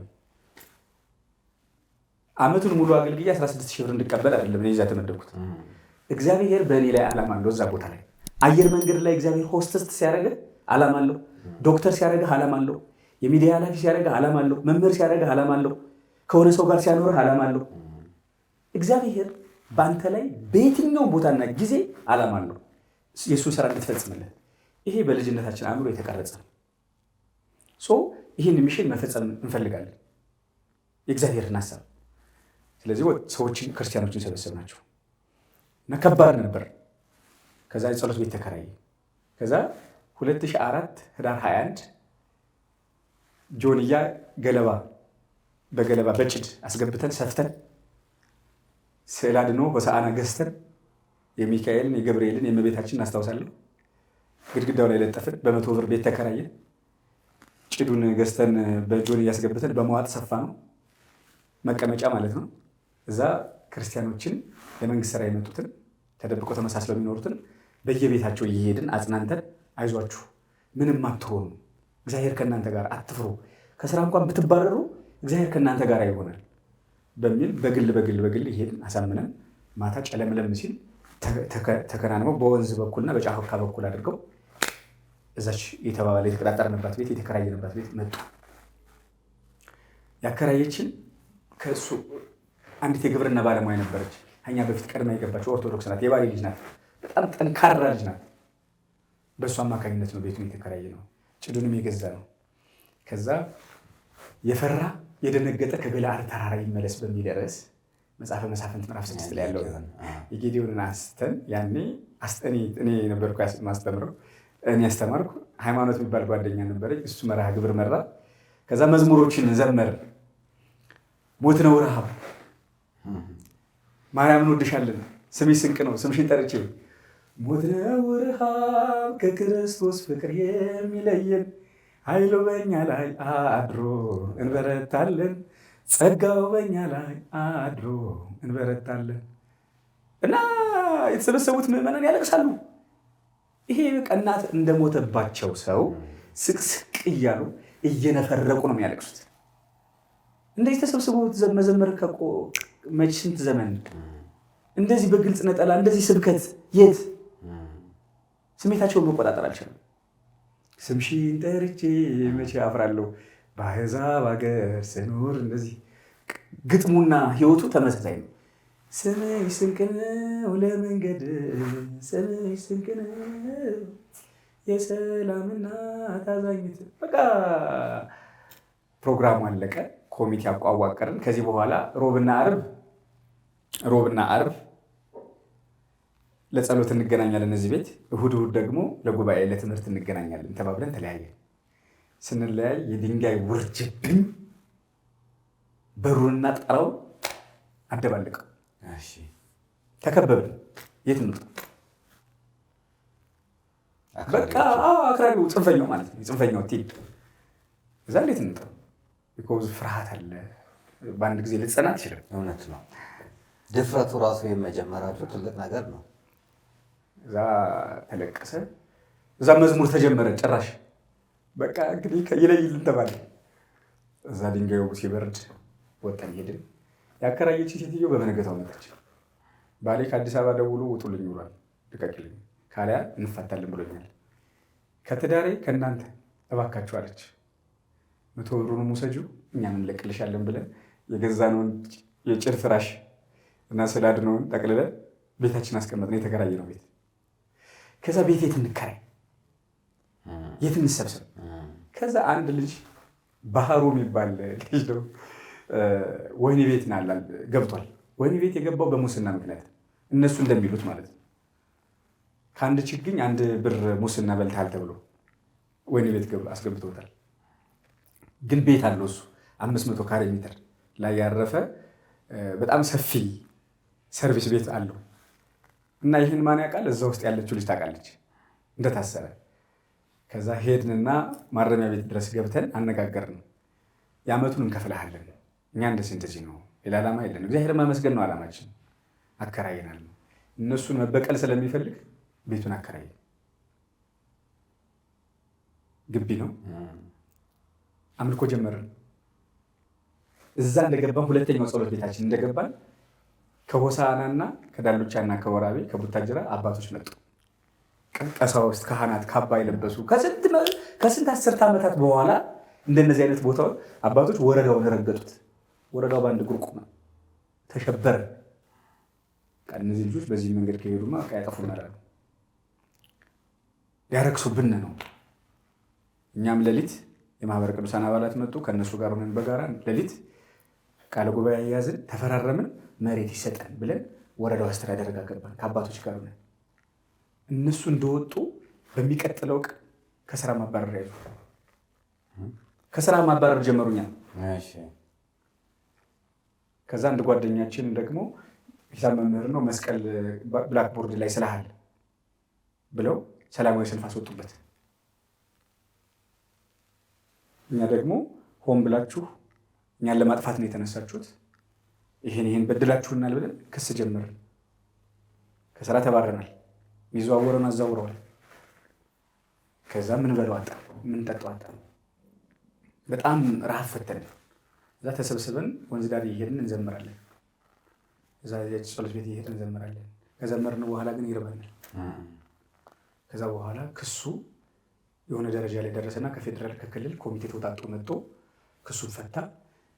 እነሱን ወደ ትምህርት ቤት መልሷቸው፣ በግ ፍየል አርዳችሁ በደስታ ተቀበሏቸው፣ ደሞዛቸው እንዳትቀጧቸው፣ የጠየቁት መብታቸውን ነው ተባለ። በአመቱ እኛ ክርስቲያኖች ነን፣ ዘር፣ ብሔር፣ ሃይማኖት ሳይለየን ለመጣንበት ህዝብ ማገልገል አለብን ተባባልንና ትምህርት ቤቱ በጣም አጥብቀን ሰራን። ትምህርት ቤቱ በዞን አንደኛ ወጣ፣ በክልል አንደኛ ወጣ። በዞንና በክልል አንደኛ ሲወጣ በወቅቱ ሞዴል መምህር የነበርኩት እኔ ነኝ። ቢኮዝ የትምህርት ቤቱ ውጤት እንዲያድግ የኔ ሆምሮም የሆንኩበት ክላስ አንደኛ ነበር። የተማሪዎችን ውጤት በማሻሻል የፈጠራ ስራዎችን በመስራት ክበቦችን በመምራት እኔ ደግሞ በወረዳም በዞንም በክልልም አንደኛ ተባልኩ። ከኔ አንድ ከመምህራን በክልሉ አንደኛ እኔ ወጣሁ። ከወላጅ አንድ ሰው ወጣ። ተሰብስበን ትምህርት ቤቱን ስልጤ ዞን ትምህርት ቤት አንደኛ እንዲወጣ በማድረግ ተብለን ኢሲ አዳራሽ ፕራይም ሚኒስትር ኃይለማርያም ደሳለኝ እና እንደምን ደመቁ መኮንን እና ወስተርፈ በነበሩበት አንድ ፕሮግራም ተካሄደ። ያንን ተካፍለን ተመለስን ማለት ነው። ከዛ እነዚህን ክርስቲያኖች ለምንድን ነው የምትፈታተኗቸው አላቸው። እዛ እርስ በርስ ከዞኑ ያሉት ማለት ነው። ቢኮዝ እያገለገሉ ያሉት ማህበረሰብን ነው። ሃይማኖት አልመሰላችሁንም ብለው ትምህርት ቤቱን አልጣሉትም። ስለዚህ ለምንድን ነው እንደዚህ የምትሏቸው ብለው እርስ በርስ የመነቋቆር ጀመሩ ማለት ነው። ከዛኛ ድጋሚ አሁንም የመሬት ጥያቄ አነሳ። ቤተክርስቲያን እኛ ማህበረሰቡን እያገለገልን ነው። ይኸው ተማሪዎችን ውጤት አሻሽለናል። የፈጠራ ስራዎችን ሰርተናል። ህዝቡም ሸልሞናል፣ እናንተም ሸልማችሁናል። እስከ ፌዴራል ድረስ ሄደናል። ለዚህ ደግሞ የምስክር ወረቀቶች አሉ። አሁንም ድረስ እኔ ቤት አሉ። ነገር ግን ሃይማኖት ማምለክ ካልቻልን መኖር አንችልም እና እባካችሁ መሬት ስጡን አልናቸው። ከብዙ ክርክር በኋላ 2007 5000 ካሬ ሜትር ኦርቶዶክስ መሬት ስትላለን ከአዲስ አበባ 201 ኪሎ ሜትር 5000 ካሬ ሜትር ተቀበልን። መምህር ዮሐንስ የሚባላሉ ጠቅላይ ቤተ ክህነት፣ እሳቸው ሌሎች አባቶች መጥተው መሬቱን ተረከበ። ቀስተ ደመና ከሰማይ እስከ ምድር ተተክለዋል። እነሱ መሬቱን ሲቀበሉ ያን ያዘች ቦታ ላይ ሁሉ በነገራችን ላይ እችን ቦታ ያላያት ሰባኪ ዘማሪ የለም ደሬ ከአንተ እና ከአንድ 3-4 ሰዎች ውጭ እና ያልሄደ ወራቤን አይቻለሁ። ወራቤ አርሴማን አይታታል። ደረስ ዳታው ከመጀመሪያው እስከ መጨረሻው ስትቃጠል ታዲያ ከመጀመሪያው እንደውም እከሌ ባላለው ብዬ ፊት ለፊት ደረቴን ሰጥቼ እንዴ ታዲያ ወራቤ አርሴማ ራሴ ቆሜ ከመጀመሪያው ጀምሮ ወስደውኝ እርዳታውን ሳስተባብር እንዲጸና አድርጌ መምህር ደረጀ ዘውኝ ይባላለው እያልኩን በእልህ ነበር ያኔ 2003-2004 አካባቢ እኮ ነው እሱ ነገር እና ያኔ በጣም ትልቁን ስራ እዛ ላይ እንደውም የእሱን ታሪክ ብዙ ቦታ የምናገረው አንዲት ልጅ መንበር እችላለሁ ብላ 51 ሺህ ብር ከዛ አንደኛው ሌላው ሰው ሲመጣ አይ እሷ ቀድማ እኔማ ለአርሴማ በረከቴና በቀን እኮ ነው አላሁ አክበር እየተባለ ቤተክርስቲያን የተቃጠለው በቀን በጠራራ ነው ቪዲዮ አለ ለእሷ ተውላት አልኩኝ አዲስ አበባ ስትመለስ የ1 ሚሊዮን ብር ስራ ነው ያገኘችው እና ይህም ብዙ ቦታ እንደውም መስክር ያለውና አዎ ወራቤ አርሴማ ከመጀመሪያው ጉዞ ተዘጋጅቶ መርካቶ አካባቢ ያሉ ሰዎች አዘጋጅተው ይዘው ሲሄዱ እስከ መጨረሻው ድረስ አልተለየዋቸውም ቅድስት አርሴማ እና ወራቤ ላይ አገልግያለሁ ያንተን ቦታ ነው ያላየሁት እኔ ቤተክርስቲያን ተቃጠለ ሲባል በጣም እፈጥናለሁ ለማየት ሄደ ለማጽናናት ለምሳሌ ጨጎ ገብርኤል በሻሻ አቡነ ገብረ መንፈስ ቅዱስ ላይ ዶክተር አብይ የተወለደበት ስፍራ ላይ ጂጂጋ ብትሄድ ቀብሪ ዳሃር ዳጋሃቡ ጎዴን ብትል በዛ መስመር ላይ ምዕራብ ሐረርጌ ምስራቅ ሐረርጌ ቦታው ላይ ተገኝቼ ህዝቡን አጽናንቼ አልቅሼ ማገዝ ያለብንን እንደ ማህበር አገዘን ነው ክርስትና አብረ መሆን እንጂ የዩቲዩብ ጀግና መሆን አይደለም የፌስቡክ ጀግና ያው ለምረት ጀግና አይደለም እኛ ጂጂጋ 11 አገልጋይ አልሄድም ብሎኛል እኔ ሲሄድ ሉሌን እንኳን ሳይቀር የአውሮፕላን ቲኬት ሸፍኜለት የራሴን ቲኬት የአውሮፕላን ሸፍኜ አቡነ መቃሪዎስን የወሰድኩት እኔ ነኝ ጂጂጋ እነ መሰረት መብራቴን ነጸደኒያን ሁሉ ይዘን ሄደን አንዴ በሁለት መኪና ጉዞ በማዘጋጀት ፕሮግራሞቹን ኢቭን ኮሚቴ ነበርን ማህበረ ቅዱሳን ደጆች ሳይዘጉ ምናምንና እኔ ምክትል ሰብሳቢ ነበር በሬ ለእያንዳንዱ አንዳንድ በሬ ይቻሉ እኔም አንድ በሬ ይችላል ብለን 5 በሬኛ ነን ይቻለው እዛ እና ምን ልልህ ነው በእንደዚህ አይነት ቦታ ላይ ማገልገል ክርስትና ይሄ ነው እንጂ በደመቀበት በጣም የሚገርም ጂጂጋ ኪዳነ ምሕረት ስትመረቅ እኔ ቀረው ጉልላቱ ላይ ብዙ ሰው ይመጣል መሰረቱ ላይ የለም ስለዚህ መሰረቱ ላይ አሁን መገኘት ታላቅ በረከት ነው ያ በረከት ነው ዛሬ ለዚህ ክብር ያበቃል ማለት ነው ይቅር ይበሉኝ ምንም ችግር የለም በጣም ደስ እያለኝ የሰማው ስለማቅም ጭምር ማለት ፋይናሊ ያንን መሬት ተቀበል በቃ ለቅሶ በለቅሶ ሆነ በጣም በቃ በደስታ አሁን መካ መዲና ላይ ቤተክርስቲያን የላትም መካ ላይ ቤተክርስቲያን የላትም እና መካ ላይ ቤተክርስቲያን ትሰራለህ ቢባል ምንድን ነው የሚሰማ እንደዛ ነው ፊሊንጉ ያ ቦታ ቢኮዝ እንደነገርኩ ነው 100% የሚባል ኦርቶዶክስ 1% የለም 1% 100% ሌላ እምነት ሶ መሬቱን ተቀበልን ከዛ ማታ ማታ ሌሊት ነው የምንሰበሰበው የመንግስት ሰራተኞች ነን ከዛ ሰብስበው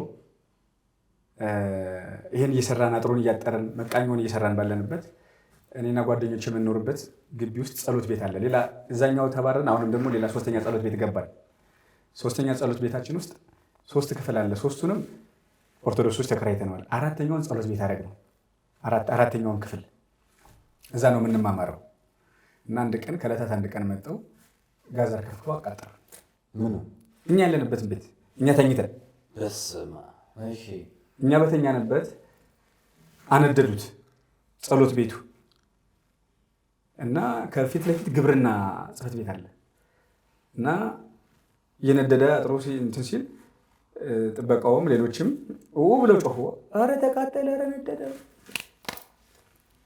ውጡ የሚል ድንጋይ ተወረወረ ሰማን ከዛ ራቆታችን የወጣ መለመላችን እዛ በአጥሩ ዘለን አመለጥን በጀርባ በኩል ሰውም ህዝቡ ግልፍጥ ብሎ መጣ እንደነገርኩህ ህዝቡ የዋህ ህዝብ ነው ደግ ህዝብ ነው ቢኮዝ ከተማ ይኖረ ነው አብዛኛው ከሰው ጋር እንዴት መኖር እንዳለበት ያውቃል ይሄ የሚበጠብጠው ይሄ ጽንፈኛው ቡድን አለ ከተለያየ ቦታ የመጣ እና እዛ የመሸገ ቴኳንዶ ነው የሚሰሩት ሰይፍ ነው የሚያስገቡት ማጥፋት ነው መናኸሪያ ያርገውታል አንዳንድ አመራሮችም ከዚህ ጋር ተሳስረው ነው የሚሰሩት፣ ተሰናስለው ነው የሚሰሩት። ለዛ እኮ ነው 2012-13 ቤተክርስቲያን ሲቃጠል 2013 መሰለኝ 5 ቤተክርስቲያን ስልጤ ዞን በአንድ ቀን የወደመው እና ታዲያ ማን ተባብሮት ይመስላል? አመራሩ እኮ ነው። አመራሩና ጽንፈኛው በቲም ተነጋግሮ ተናቦ ነው ያወደሙት እንጂ እናውቃለን እኮ 2 ጥይት ቢተኮስ የት እንደሚገባ ተናቦ ነው የሰሩት። እና በዚህ ደግሞ እንደዚህ በጣም ከባድ የለም። አመራሩ መሳሪያ የያዘው ገንዘብ የያዘው እና ጽንፈኛው ሶስቱ ተናቦ አንድ ቦታ ላይ ሲሰራ መትረፍ አትችልም። ቅበትም የሆነው ካስታወስክ ይሄ ነው። ቅበትም ላይ አሁን የዛሬ 2 ዓመት 3 ዓመት አልተፈናቀሉ ያ ሁሉ ህዝበ ክርስቲያን ወጥቶ ቡታጅራ ማርያም ላይ አይደል እንዴ ዝናብና ፀሐይ የተፈራረቀበት በረሃብ ያለቀው? እና ታዲያ ማን ያደረገው? ይሄ ድሮ አርሴማን ያቃጠለው ቲም ነው። ወራቤ ሩፋኤልን ባለፈው ያቃጠለው፣ ቂልጦ ማርያምን ያቃጠላት፣ ገብረ ክርስቶስን ያቃጠለው፣ አሁንም ክርስቲያኖችን የሚያሳድደው ቲም ህዝቡ አይደለም። ህዝቡ ልክ እንደ የትኛውም ሀገር ህዝብ የዋህ ደግ ሩሩ ህዝብ ነው። ከመካከላችን አንዲት መምህር ታማ ጋዝ መስሏት ውሃ መስሏት ጋዝ ጠጣ ልትሞት ስትል እዛው ነው የስልጤ እናቶች ናቸው እርጎ ሰጠው ያተርፏል። በጣም የዋህ ህዝብ ነው። ግን አለ ተባይ በፀጉር ውስጥ ያለ ቅማል፣ ቁንጫ፣ ትኋን ተባይ ጥርቅም እዛ አለ። ለኢትዮጵያ ራሱ ነገር የሚተርፍ ስጋት የሚሆን ማለት ነው። ልክ ጅማ እንዳለው፣ ልክ ጅግጅጋ እንዳለው፣ ድሬዳዋን ሀረር እንደሚያምሰው ማለት ነው። እና አቃጠሉን፣ አመለጥን፣ እግዚአብሔር አተረፈን። 2007 ነው የመሰረት ድንጋይ ተጣለ።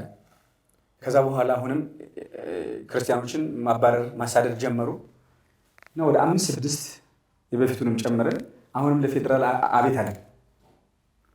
ለምን ትከሳላችሁ? እና ምን ብለን ነበር? እንደ ሊቢያ ሁነናል ነው። እንደ ሊቢያ ለምን አላችሁ ብለው ሰብስበው እስር ቤት ያስገቡ። ደበደቧችሁ? መደብደብ አይደለም። እዚህኛው ላይ ግማሾችን ከስራ ማሰናበት፣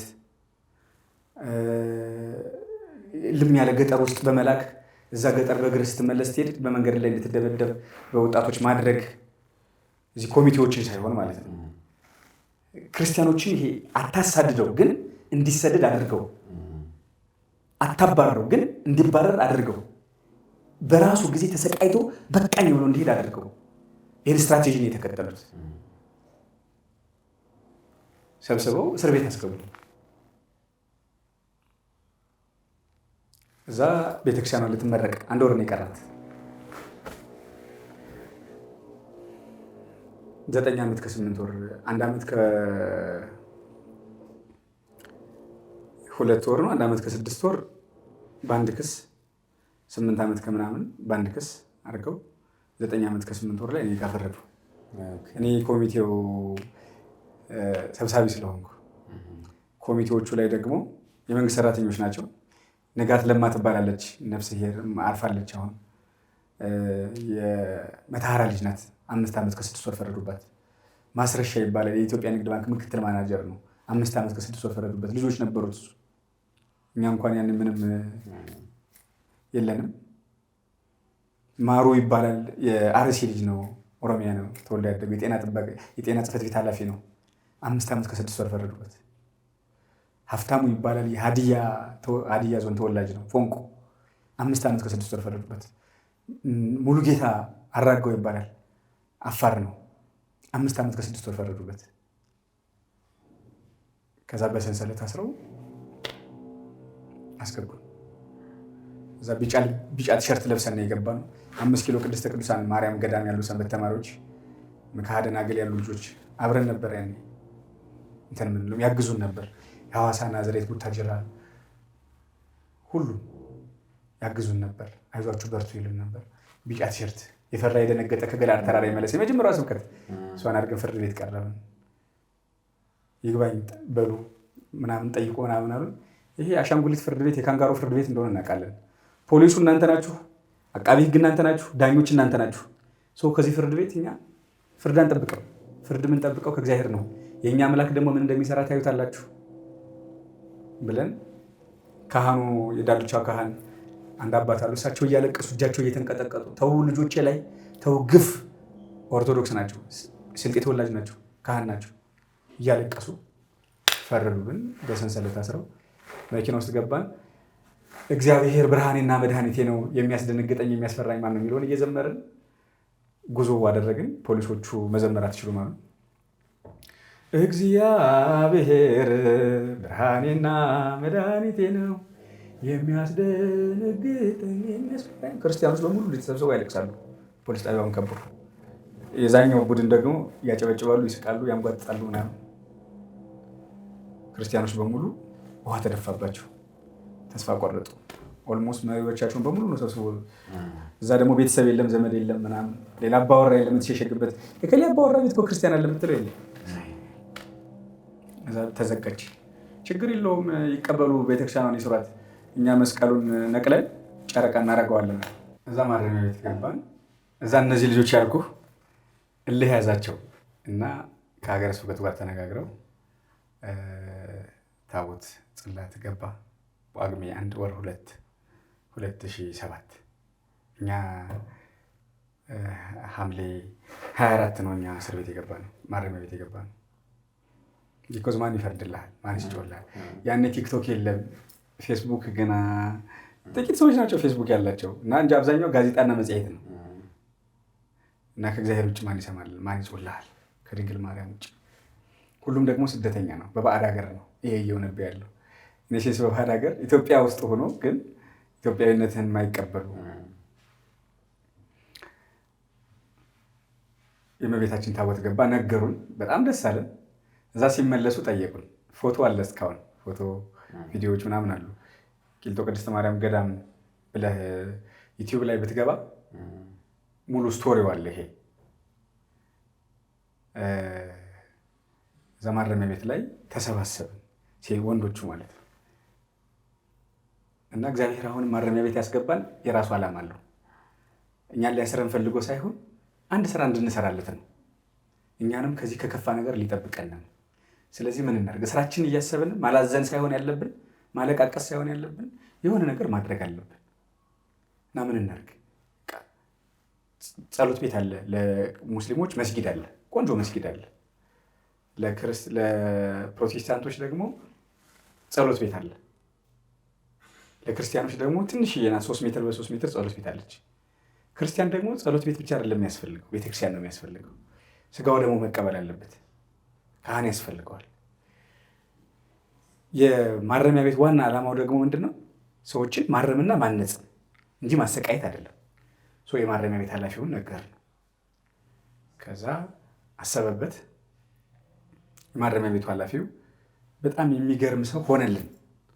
ስልጤ ተወላጅ ነው፣ ሙስሊም ነው። ግን መከራን ያየ ሰው ስለሆነ፣ ከአሁን በፊት ወታደር የነበረ ሰው ስለሆነ፣ ሰሜኑንም ደቡቡንም የተንከራተተ ሰው ስለሆነ የሰው ልጅ ሀዘን እግዚአብሔር ልቡን አራራው እንጂ የመጀመሪያ የገባን ቀን እና ሳምንቱን በስቃይ ውስጥ ነው ያሳልፍነው። ጥፍቅፍቅ ባለ ከላይ ትኋን የሚረግፍበት ከታች መተኛ የለው፣ እንደዚህ መተኛ ምናምን የለም። እንጨትና እንጨት ተገጣጥሞ 20 ሴንቲሜትር ለአንድ ሰው። ከዛ ውጭ ግን ደቦቃ ላይ ነው የምተኛው። ማረሚያ ቤት እኮ ነው እንጂ ይሄ አልጋ ምናምን የለም። ደቦቃ ላይ ነው። እዛ አስገብተው በእግራቸው ደፍተው እዛ ወረወሩ። ስንገባ ሰው ላይ ነው የወደቅን። እዛ የተቀበለ ሰው ደግሞ ይልሃል፣ ይመታል። እዛ የሆነች ፌስታል ይዘን የሆነች ቦታ ኩርትም ብለን እያለቀስን አደረን። ከዛ አንድ አባት ናቸው እዛ ውስጥ ቀድሞ የታሰሩ 10 ዓመት ምናምን የተፈረደባቸው የሰው ሀገር ሰዎች ናቸው እኮ ምናምን ብለው እዛ ፌስታል አጠገብ በአንድ ጎን እንድተኛ ያደረጉ። ከዛ እሷ ይሄኛውን ሲከብድ ደግሞ ትቆምና እንደገና በዚህኛው ትተኛለህ። ቆመህ እንደገና ትቀይራለህ እንጂ እዛው ላይ መገላበጥ አችልም። እንደምንም ብሎ ብቻ 12 ሰዓት ይነጋል። ሲነጋ እዛች ጸሎት አሁን መከራው ሊበዛ ነው። በተለይ ደግሞ ስርን አይተኸዋል። ግራና ቀኝ አጥር ነው። ተመሳሳይ ፊት ነው የምታየው። ቀና ስትል ደመና ነው፣ ሁሌ ሰማይ ነው። ይሄን 1 ቀን 2 ቀን አይደለም የምታደርገው፣ 10 ቀን 20 ቀን 30 ቀን አይደለም የምታደርገው።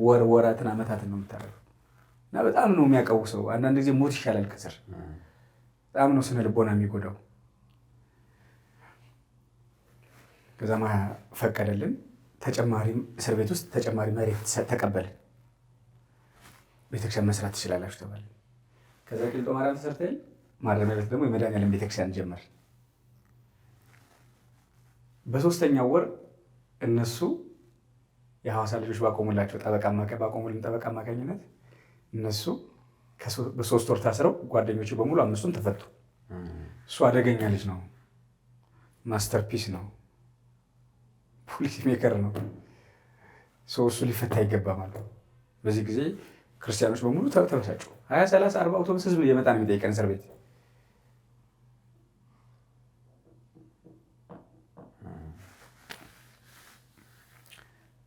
እዛ ቤተሰብ አብረው የታሰሩ ልጆች አንፈታም አሉ። እሱ ካልተፈታ አንፈታም አሉ። አይ በህግ ደረጃ እንደዚህ የሚባል የለም፣ ትፈታላችሁ ተባሉ። አንድ ልጅ ብቻ ቀረ። የማርያም ካልተፈታ አልሄድም አለ። ሙሉጌታ ይባላል። እሱ አብረን ነው ዋጋ የከፈል ነው። እኔ እሱ እስር ቤት እያለ እኔ ወደ ቤት አልገባም አለ። እንደዚህ ሲል አንዲት ዶክተር ነበረች ሆስፒታል ውስጥ የምትሰራ ወራቤ ሆስፒታል። አንተ ለጓደኛ ይህን የሚያክል ዋጋ የምትከፍል ከሆነ እኔ ደግሞ ለአንተ ዋጋ ከፍልልሃለሁ ብላ ቤቱ ወስዳ ፍራሽ ሰጠችው።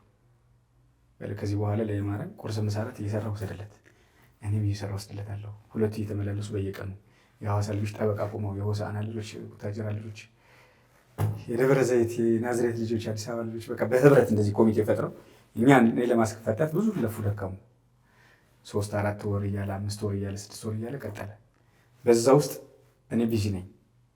ማረሚያ ቤት ያለውን መድኃኔዓለም ቤተክርስቲያን እያሰራን ነው። ቤተክርስቲያኑ አለቀ። መቅደስ አለው፣ ቅድስት አለው፣ ቅኔ ማህሌት አለው። ቧንቧ አስገባንለት፣ ሊሾ አደረግን። ቤተ መጽሐፍት ለማረሚያ ቤቱ ለታራሚዎች ኪችን ሰራ፣ አጥሩን አጠርን፣ አለቀ። ቀለሙ ሁሉ አለቀ። 9ኛው ወር ላይ ሲደርስ እየከበደ የመጣ ሰው ማለት ይሰለቻል። ጥያቄው ደግሞ እንደመጀመሪያው አይደለም። የቀነሰ ባዶ እየሆነ ይመጣል። ተመሳሳይ ፊት ነው፣ ተመሳሳይ ሰማይ ነው የምታየው። እስር ቤቱ ቁንጫና ተዋና ያለው ስቃይ ነው። ቤተሰብ በጣም ነው የሚሰቃየው። ከጎንደር አዲስ አበባ በጣም እና ያው ሳንሸሽግ እውነቱን ማውራት የለም። ጽኑ ብረት ነኝ አለት ነኝ አልልም። ኦልሞስት 9ኛው ወር ላይ እየደከመኝ ተስፋ እየቆረጥኩ ምናምን የመጣሁት ቤተክርስቲያኑ እኮ አልቋል። ግን ደግሞ ቤተክርስቲያኑ ሲያልቅስ ምንድን ነው መሆኑ? ይህን 9 ወር ቤተክርስቲያን በማሰራት እስር ቤት ውስጥ አለፍኩ። እዚህ ከፕሮቴስታንቶችን እያስተማርኩ ነው። ሙስሊሞችንም ወደ ክርስትና ለመመለስ እያስተማርን ነው አይደል? ትፈተናለህ በጣም። ልክ 9ኛው ወር ላይ ሲደርስ ጉዳዩ ከሆሳዕና ወደ ሐዋሳ ሄደ። የሆሳዕና ይጽናል። ሐዋሳ ሲሄድ የሐዋሳ ልጆች ወጥረው ያዙት። ክርስቲያኖች እንደዚህ ወጥረው ያዙ። በዚህ አጋጣሚ የሐዋሳ ሕዝበ ክርስቲያን ውለታችሁን መቼውም ቢሆን አረሰው። በተለይ በመከራ ሰዓት ላይ እንደ ሕዝብ እንደዚህ ሲቆምልህ እንዴት ነው የሚያስደስተው?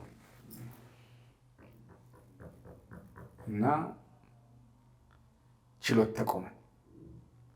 መቼ? መጋቢት 9 2008 ዓርብ ቀን ከሰዓት በኋላ የመጨረሻ ውሳኔ ነው። ያ ውሳኔ ይጽና ከተባለ ፌዴራል ነው የሚካሄደው። ከሐዋሳም ከአዲስ አበባ ሰው ተሰብስቧል። ግማሹ እኔ ጋር መጥቷል፣ ግማሹ እነሱ ጋር ናቸው። ችሎቱ ግጥም ብሎ ሲነግሩኝ ነው ተነቦ እኔ አልሄድኩም፣ መንቀሳቀስ አልችልም። በጠበቃ አማካኝነት ተነቦ የጠየቁት መብታቸውን ነው እንጂ ወንጀል አይደለም የሰሩት። ስለዚህ ልክ ጓደኞቹ እንደተፈቱ የማርያም ወርቅም ከእስር ቤት ሊፈታ ይገባል ብሎ ዳኛው ወሰነ። ነፃ 9 ዓመቱን ከ8 ወር 0። ከዛ እነሱ ቪታራ መኪና ነው የያዙት። ምሳ በፌስታል እየበሉ የሐዋሳ ልጆች ከሐዋሳ የነዱ ወራቤ ደረሱ። እነሱ ሲደርሱ ማረሚያ ቤቱ ተዘጋ። ዓርብ ቀን ነው። ቅዳሜና እሑድ መፈታት አልችልም። መፈታቴን ከሰሙ ደግሞ እዛ ውስጥ ያሉ ማረሚያ ቤት ያሉ ደግሞ ጽንፈኞች አሉ፣ እኔን መግደል የሚፈልጉ እዛ ውስጥ እኔን አካል ማጉደል የሚፈልጉ ቢኮዝ እዛ ውስጥ ነግረዋቸው ይህ ልጅ እንደዚህ አድርጎ ቤተክርስቲያን ተክሎ እንደዚህ መርዝ የተከለብን እሱ ነው። አሁን ቦታው ላይ እየተቀደሰ ነው፣ ካፊር እያስፋፋ ነው ምናምን ብለው ነገሯቸዋል። እዚህ እነሱ እዛ እኔ ለመጉዳት ይፈልጋሉ። እንደተፈታው ከተሰማ ምን ሊደረግ ነው? እዛ ውስጥ ቀዳሜ ጉዳት ሊያደርሱብኝ ነው። ጉዳት አድርሰው ደግሞ ይሄን ያደረገው እሱ ነው ብሎ ደግሞ ተጨማሪ ክስ ሊከፍቱብኝ ነው። እና የሐዋሳ ልጆች በጣም ተጨነቁ።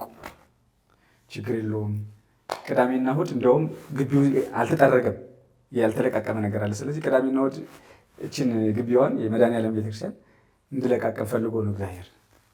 ከዛ መጋቢት 12 ዓርብ 9 አይደለ ቅዳሜ 10 ወደ 11 12 ያሳደገ መልአክ ማን ነው? ቅዱስ ሚካኤል። ሰንበት ትምህርት ቤት ቅዱስ ሚካኤል አይዋል እግዚአብሔር በሚካኤል ታስፈታን። ቀጥታ ነው ቂልጦ ማርያም የሄድኩት ወደ ቤት አይደለም የሄድኩት፣ ወደ አዲስ አበባ ወደ ጎንደር አይደለም። አንቺ ነሽ ይሄን ያደረግሽልኝ እመቤቴ ማርያም አዛኝተው ወለላይቱ እናቴ ውለታሽ ተነግሮ አያልቅም። ስምሽ ስምንቅ ነው ለመንገድ ያልኩሽ አንቺን። እዛ ሄደን ስለታችን አስገብተን በመንገድ ወጣ። አንድ ወር ደሬ በጣም ማረሰው ማለት ነው። ከእስር ቤት ወጣ። የቤት ኪራይ የምከፍለው አጣሁ። ቢኮዝ እስር ቤት ነው የቆየው። ስራ አጣሁ እና እዛ ለእግዚአብሔር ቤት ዋጋ ከፍለህ እዚህ ስትመጣ ደግሞ በተበላው ስታጣ ስራ ስታጣ ምንድን ነው የሚሰማ? እሱ በጣም ከባድ ወቅት ነበረ። አያልፍም ግን አለፈ። ስራዎችን ጀመርን። ኦልሞስት ብዙ ትምህርቶችን ተምረን ስለነበር ከዛ የቂልጦ ማርያምን ያችን መቃኞ እንደገና ወደ አዲስ ቤተክርስቲያን ወደ ህንፃ ጀመርናት ማለት ነው። ቤተክርስቲያኗ ማህበረ መድኃኔዓለም የሚባል ወልደ ናትናኤልና ትርሲተ ገብርኤል የሚባሉ ቤተክርስቲያኗን አሰሯት። በጣም እንቁ የሆነች ቤተክርስቲያን ናት። በኩረ ትጉሃን የሚለውን ማዕረግ የተሰጠኝ ያኔ ነው 2010 አቡነ ሕርያቆስ ታቦቷ ስትገባ እነ አዜብ ከበደ እነ እስጢፋኖስ ሳህሌ ቄሴ እነ ዶክተር ዘሪሁን ነበሩ ያኔ። እነሱ ያስተማሩበት ጊዜ ማለት ነው። እንትን ስትል ከዛ በአመቱ ሰኔ ማርያም አይደለ ቂልጦ ማርያም ተነክሰው በጣም ጸሎት ሰሚ ናት። በጣም ታቦት ሰሚ ናት። ስለት ሰሚዋ ቂልጦ ቅድስት ማርያም ገዳም በጣም የምትገርም ናት።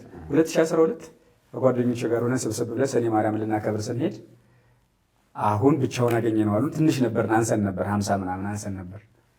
ከዛ ከመሀሌቱ ወጥተን እራት እየበላን ከዛ ወጣቶችን በሙሉ ሰብስበን የፖሊስ አዛዡ ኢንስፔክተር ከማል ይባላል ወጣቶችን እየመራ በፖሊስ አሳጅቦ ወስዶ ጫካ ውስጥ አስገብቶ የባዕታ ያቋቋም መምህራን ነበሩ፣ መሪጌቶች ነበሩ። አንድ 50 60 ምናምን ሆናለን ቁጥራችን በግምት ነው። እዛ ጨለማ ውስጥ አንተን ነው የሚፈልጉ አሉ። እንደዚህ ተጠቀለልኩ። ከዛ አጠፋኋቸው። ከዛ ግን ቁጭ ብለው አገኙ በባትሪ እንደዚህ። ከዛ ነጥለው ወሰዱ። እኔ ማስታወሰው ሲደበድቡኝ ነው አናት አናቴ። ከዛ በኋላ ያለውን አላስታውስም። ከዛ በኋላ ያለው የሚነግረኝ ብሩክ ወዳ ነው። ብሩክ ወዳ ነው ታውቀዋለህ? ባሮክ ሃይንድ እሱና ሌሎች ነጋሻው ምናምን የሚባሉ ልጆች ነው የሚነገሩኝ። አብረው የነበሩ እኛ ጋር የተደበደቡና የባዕታ ሊቃውንት አብረው ነበሩ። አቋቋም ሊቆሙ ሄደው ዋዜማ ሊቆሙ ሄደው እነሱን የነገሩኝ ምን እንዳደረጉ። ወደ ሰማይ ያፈርጠዋል፣ ወደ ላይ ያነሳዋል፣ ከዛ መሬት ላይ ይጥለዋል። ወደ ላይ ያነሳዋል፣ ወደ ላይ ወደ ታች ትወድቃለህ እና ሙቷል ብለን ለዘመድኩንም ነገርናቸው።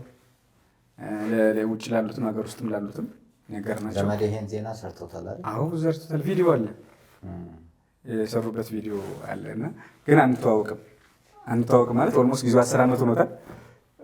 እሱም ብዙ ኢሹ ስላለበት ለማንኛውም ሰው እንደሚሰራ ነው እንጂ ስለሚያቀኝ አይደለም የሚሰራ። ኦልሞስት የነበረውን ጭፍጨፋ እነሱ በኮሮና ሰዓት ለምን መጣችሁ ብለው ነው ምክንያት ያደረጉት።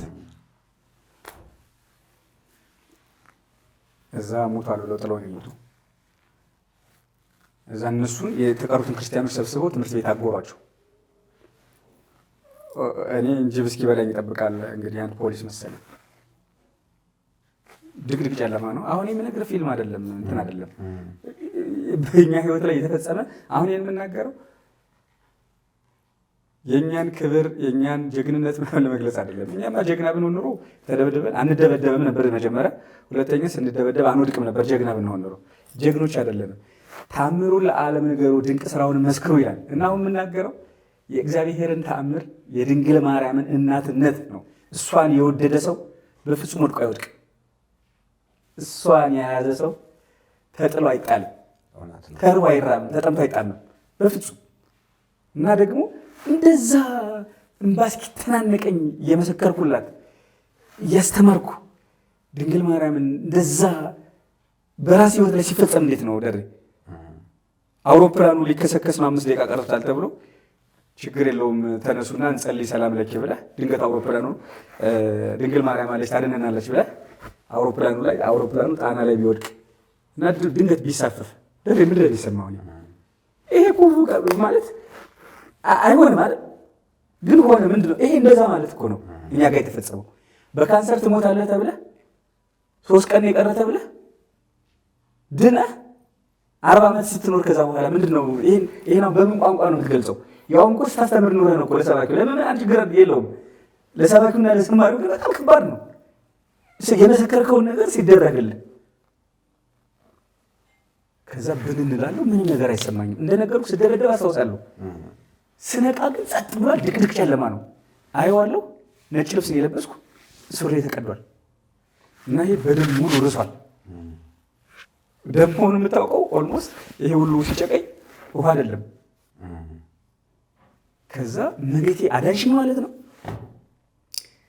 ስናገርልሽ ኑሬ ስመሰክርልሽ ኑሬ በእንባ እንደዛ ሳረግልሽ ኑሬ እውነት ለሰዎች ታድናችኋለች ብዬ ታማልዳችኋለች ብዬ ከዓይን ጥቅሻ ፈጥናች ትደርስላችኋለች ብዬ እንደተናገርኩልሽ ለእኔም ደረስሽልኝ። እንዴት ይሆናል? ይሄንማ ወጥቼ ለዓለም ሕዝብ ነው የምመሰክረው ብዬ ቦታውን ስለማውቀው በዚህ ሙጎ የሚባል ተራራ አለ። በሙጎ ተራራ አድርጌ ወደ ጉራጌ ነው የሚወስደው፣ ወደ አረቀጥ። በእሱ አድርጌ ወጥቼ በጉራጌ አድርጌ ወጥቼ አዲስ አበባ ገብቼ ይሄንማ በእንባ ለዓለም ሕዝብ ነው የምመሰክረው ብዬ ይሄ ማስራት እኮ በዛ 30 ሰከንድ 40 ሰከንድ ውስጥ እኮ ነው። ትምህርት ፊልም ሆኖብኛል። አብሮኝ የነበሩት የለም እንዴ ከወዳጆች እኮ ነው ተወሰዱ ይለኝ ብቻዬን ነኝ። ጅበል በለኝ እንዴት ተረፍኩ? እነሱ ገለዋን ጥለው የሚውለው ሄዱ ነው። አዳንሽኝ። አይ ድንግል ማርያም ልክ ስሮጥ በቦክስ መታኝ የሆነ አካል። ኋላ ነው ፖሊስ ነው ለካ ጅብ እስኪበላ ጠብቅ ተብሏል። ሩቅ ነው ሆኖ የሚያየው ከአጥር ውስጥ መሮጤና የተተከተለው ነው ይመጣ። ከዛ ሁለተኛ አሁንም ተነስቼ ስሮጥ ትንሽ መንገድ ሄድኩ፣ ግን ደሞ አዞረኝ ነው ወደኩ። እዛ ሚዲያ ላይ ተጫጭሆ ስለነበረ እንትን ውስጥ ገባሁ። ፖሊስ መጣ፣ ከተለያየ ባለስልጣን ተደወለላቸው። ሆን ብላችሁ እንዲታደርጉ ልዩ ኃይልም ሆስፒታል ገባሁ። እዚህ ቦታ ሁለት ቦታ ተሰፋ። ከዛ አልሞተም የሚባል ወሬ ሰሙ። እነዛ ጽንፈኛ ወጣት በፖሊሱ የሚመራው በልዩ ኃይሉ የሚመራው አልሞተም የሚባል ነገር ሰሙ። ጤና ጣቢያውን ሰብረው ለመግባት ታገሉ። በነፍስ ውጭ በነፍስ ግቢ እነ ብሩክንም እዛ እስር ቤት ውስጥ ትምህርት ቤት ውስጥ ገብተው ለመደብደብ ለመግደል ከፍተኛ ትግል ተፈጠረ። እንደዚህ እየተባለ ሌሊቱ አለቀ። ጠዋት ልዩ ኃይል ገባ። ስናይፐር ከኋላ ስናይፐር ከፊት ሆኖ ወጣን። ከዛ በኋላ ቂልጦ ማርያም ተመልሼ አለቀ። ረግጬ አለቀ። በ5 ዓመት ሆነ። በዚህ ተጠናቀቀ ቂልጦ ማርያም።